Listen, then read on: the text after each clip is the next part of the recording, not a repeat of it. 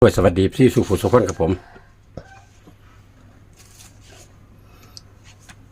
มาตามแนวทางล่าพัฒนาของคนลึกลับกันพี่น้องตั้งโตกับชิบท่านเพื่อนโทรมาแล้วพี่น้องโทรมาแล้วเดี๋ยวตั้งท่าขีดเส้นกันด้วยพี่น้องเด้อเจ้าหลักของคน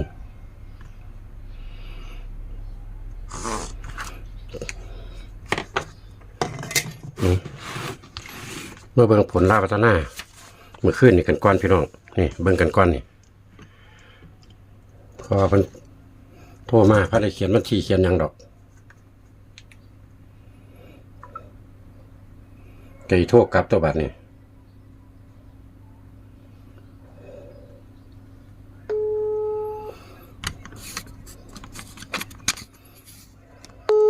อันนี้คือผลเมื่อคืนนี่นะพี่น้องเด้อของเพิ่นเขาตกกลับเป็นตกกันเนาะพี่น้องฮัลโหลครับสวัสดีครับครับเล่นยังไงเนาะโอเคอ่ะเป็นยังไงบ่ได้ซื้อโดนแล้วเลขเล่ามันเฮ็ดจังไดเห็นว่าผมสิเอาผู้เดียวอ่ะเข้าตกบักหนึ่งเก่าผมอ่ะแม่นอยู่เข้าตกกันเนาะบักอันนั้นมันอยากมายากมันยังมาอยู่เห็นบ่4 5 6มันยังมาหาอยู่เห็นบ่อันนี้มาหานี่ครับมันยังมาหาอยู่ตัวบักวิ่งบักแข็งแรงเฮาน่ะผมบ่เสียมันไปไหนเพราะมันมาเบิดโหดแม่นบ่ล่ะแม่นครับมันยังมาให้เฮาอยู่หั่นน่ะมันยังติดอยู่หั่นน่ะมันติดหาก็ยังว่า10งวดมันก็บ่หนีบักอันนี้ก็ยังว่าแต่ว่ามันก็จับคู่บ่ถึกบักขี้บ้าผมเห็นบ่ผมว่าผมสิเอาผู้เดียวได้เว้าอยู่นี่ได้อยู่ตัวนี้โอ้ยกันได้แล้วเนาะคนเฮ็ดสื่อเฮ็ดนำมันน่ะคักเนาะตัวเดียวโดดๆอยู่มันบ่ได้มันสิไปไสโอ้บักเก่า119นี่เอ้าพ่อเพชรกันให้เห็นบ่ซั่นแนมให้เห็นบ่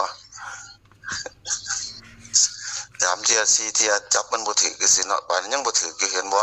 มันยังเป็นตกกลับอยู่เขาตกกลับกะกลับเอาแล้วเนาะเอาก็ธรรมดาแหละเนาะจังได๋เนาะเลขล่าวน่ะทุกอาจารย์ทุกสำนักเพิ่นบ่ปักหลักดอกครับก็สินี่หลายมันก็บ่แม่นน่ะเนาะก็ธรรมดาเฮาก็นำมันนั่นซะละเห็นบ่มันก็ตัวเดียวนึงเนาะแม่นตัวเดียวน่ะว่า19มันก็ยังไปเป็น91มันอยากลบผมคือสิหยังแม่นบ่ซั่นบอก93ยังไปเป็น94เนาะแม่นบ่4ก็อยู่หั่นยังบ่เอาเนาะถ้าครูเบิ่งก็สิบ่นี่อยู่บ่เน้นน่ะอยู่เนาะครูพี่บ้าครูเดียวอยู่ซุมนั้นผมก็บ่อยากเน้นปานใดแล้วมันก็มีแต่ตัวเก่าผมก็ยังว่าอยู่มันยังบ่หนีจักตัวอยู่ไปมาเนาะโอ้ยเลขเก่าบ่หนีจักเที่ยหลาย4งวดนั่นก็ยังว่า91บักอันนี้ก็ยังว่า52อยู่ว่านี่แหมมันอยู่หลักเก่าเลยยังว่ามันบ่อยากหนีถ้ามันออกจังซี่เบิดแล้วผมว่ามันก็4งวดแล้วเก่าก็ได้มันก็ม่วนอยู่ตะหันแหมบ่หนีไปไสแต่สิวนกินเฮาอ้าวพ่อเพชรยากบ่ล่ะนี่บ่ได้ยากบ่ได้ไปไสดิครับผมได้ว่าตูดใส่พ่อเพชรก็น่าหายามนั้นผมออกจากบ้านบัดโทรศัพท์ไปนอนในเฮียนนี่ซั่นเนาะโอ้เวลาออกไปข้างนอกโทรศัพท์บ่ได้ติดตัวตอนนี้บ่ครับกำลังหาอยู่มันไปบ่ได้แล้วมันโทรศัพท์หาเนาะกำลังหาโทรศัพท์ใหม่เบิ่งอยู่มันก็เลยว่าท่านจะไปได้ละเลยแล้วตูดให้นะฮะพอเพชรโทรมาบัดคนปัจจุบันอยู่จังซี่นะแสดงว่ามันเรื่องบ่โทมกันโอ้คันออกไปข้างนอกนี่บ่โทรศัพท์ไปนำบ่ครับมันไปก็บ่มีประโยชน์คือบ่มีประโยชน์มันก็พออันนั้นอันนี้ซื่อๆจังซี่ก็เลยที่จริงมันเล่นได้มันเฮ็ดหยังได้เบิดพุ่นล่ะจะไปมันโดนหลายมันก็ได้มีแต่มันครึ่งอยู่มั้ยมันสินี่แล้วเพราะมันเก่าแล้วผมใส่มา6 ปีแล้วแต่ลูกหลานซื้อให้ละบาดนี้มันเก่าตัวแบตตัวหยังมันก็ทายเที่ย2เที่ยแล้วกำลังหาใหม่อยู่แต่สาวผู้เฒ่าจังซั่นล่ะถือจักกันนั่นเนาะถือจักครับมันก็ธรรมดา ละครึ่งยังบ่ได้ของเขาจักเที่ยอยู่ อืม เฮ็ดบ่เป็น โอ้เฮ็ดบ่เป็น ครับเริ่มเลยพ่อเพชรเอาไม้เฮา เริ่มแล้วเขียนวันที่แล้ว ครับงวดนี้พ่อเพชรเขียนตั้งไว้รถบัก012เอาเลขวิ่งก่อน เอาตัวนั่นล่ะจังเอาลงมาวิ่งเฮา อืม เอาบักเก่งรถเอาเก่งไว้ถึง3ตัวคือเก่ามันรถ 0 012 1012 หาเพิ่นมักแค่ใดจังเพิ่นจะค่อยจับใส่ตัว2กันมันก็เป็นตัวเก่าพยายามมันเถาะตัวที่มานี่สิเอา3 4 7 8เดี๋ยวมันเป็นจัก4คู่ถ้ารอบนี้ 3 4สิ ครับ3 4 7 8 3 4 7 8ครับ มันอยากคือแบบตั้งต้นใหม่ล่ะมันซุ่มแล้วมันนี่ล่ะเอาลองมึงใหม่ดู อัน แต่ว่าบักเข่งน่ะมันบ่หนีดอกบักเข่งมันเก่งอยู่แล้ว อัน012นี่ให้วิ่งตัวใดนี่ วิ่ง0กับ1 โอ้0กับ1ครับบัก2เอามันไว้หั่นก็ได้ล่ะเอาไว้หั่นล่ะจับก็ได้บ่จับก็ยาแต่มันติดมาอยู่แต่มันเป็นตัวเก่าผมก็เลยว่าบ่เข่งมันล่ะถ้ามันอยากอยู่กับผู้มีบัก2ก็เอาใส่ซุ่มนั่นล่ะแต่ผมสิบ่เอาดอกผมสิให้วิ่ง1กับ0อืม เพราะว่าบัก2เป็นตัวเก่าก็ยังว่าคันมีตัวเก่านี่ผมบ่ถือคงก็ยังว่าอยู่เนาะบักอันนั้นมันถือบักเข่งผมสิได้บักเก่า119มันมาจังได๋บ่เนาะ ติดคอนผมอีหลีเว้ย อืม บ่เพชรจับแล้วล่ะบ่ ท่านได้จับครูดิบอก เอาจับเบิ่งเด้อ จับตัวใดอันจับตัวใดบอก เอากับบัก0กับบัก1ล่ะพอเพชรเข่ง โอ้03 04 05 07นี่บอก ๆครับไปจังซั่นล่ะ1กับ1นั่นล่ะ โอ้ มันจะเป็น8คู่ โอ้8คู่งวดนี้ได้8คู่ มัก2เนี่ยเอามันติดไว้หั่นล่ะบ่จับหัวมันก็ได้ให้มันเบิ่งหมู่อยู่หั่นน่ะ 2บ่จับเนาะ มีผู้เพิ่นเบิ่งครับมีผู้เพิ่นมักโอ้ยมึงเอ้ยคือบอกบัก2นี่2แล้วมันเก่งก็ให้เพิ่นจับใส่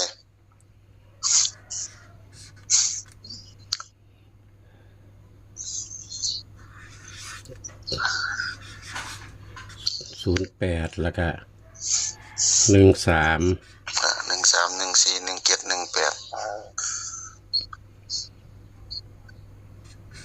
14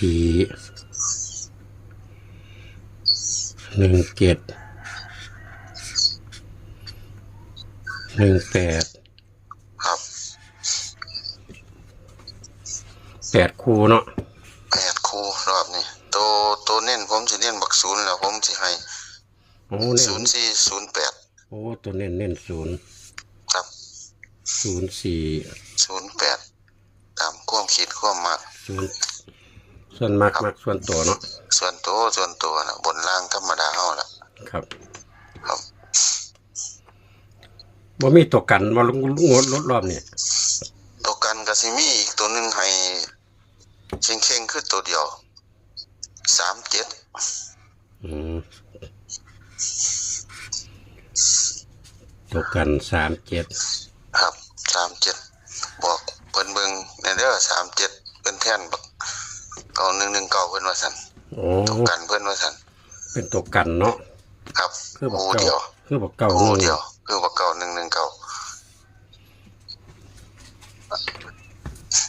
มันเริ่มมาผมว่ามันอยู่บนมันมาออกล่างอยู่ตัวเห็นบ่มันอยากมาคือหยังนี่มันหันอยากเฮ็ดเฮา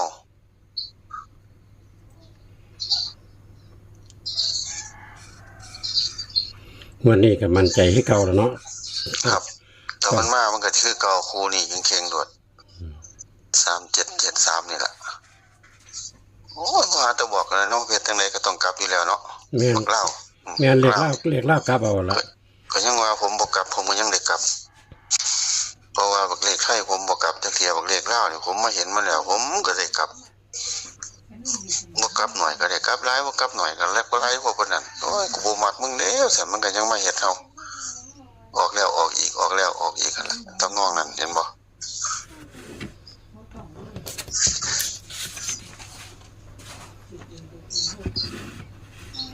โอเคไปพอเพชรโอ โอ เค เค เนาะ โอเคแล้วขอบคุณในไลน์ครับผม ครับตามนั้นแหละครับพอเพชรจัดการเลย ครับสวัสดีครับ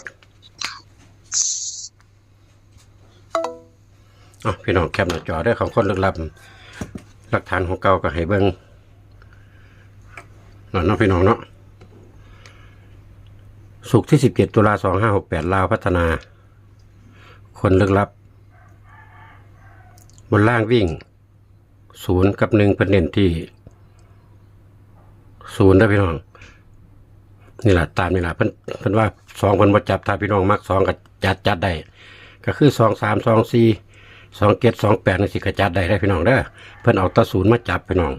เพิ่นเอาตะ0กับ1มาจับ0 3 0 4 0 7 0 8 1 3 1 4 1 7 1 8ตัวกันคือ3 7เพิ่นส่วนตัวเพิ่นมักนี่คือ0 4กับ0 8เน้นติด0นะพี่น้องเด้อเอาแคปหน้าจอครับผมมักครับอะไรกับพิจารณาเพิ่นผมมักเข้ากระพานขอบคุณคนลึกลับหลายๆขอให้พี่น้องเฮาโชคหมานเฮงๆปังๆกันฝากกดไลค์กดแชร์กดติดตามสวัสดีครับผม